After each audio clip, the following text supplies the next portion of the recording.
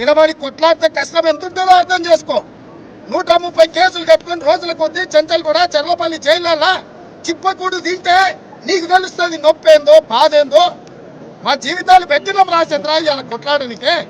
9 ఏళ్ళు 100 రోజులు సంవత్సరాల కొద్ది నిద్రపోకుండా కొట్లాడు. నీ అబ్బా నువ్వు ఇవాళ వచ్చి మమ్మల్ని అమ్ముడిపోయిందంటావా? ఇది మా ఆత్మగౌరవానికి సంబంధించింది, మా పోరాటానికి సంబంధించింది.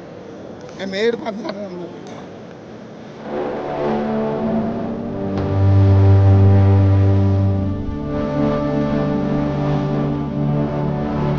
మా ఆస్తి అంతా బట్టి 7 మంది అన్నది పెట్టాం.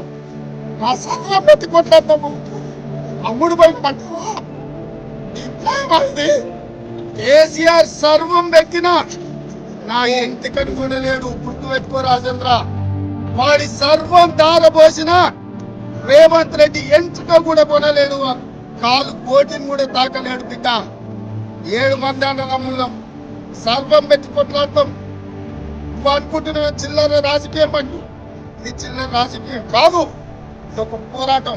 దీంట్లో ఏం చేయాలో నాకు తెలుసు, ఏం చేస్తున్నాడో నాకు తెలుసు. నా నిజాయితీని కూడా శంకించాడంటే గుర్తుపెట్టుకో రాజేంద్ర. అమ్మవారి సాక్షిగా చెప్తున్నా, ఇంకోసారి ఇట్లా మాట్లాడడం అంటే నీకు మంచిది కాదు.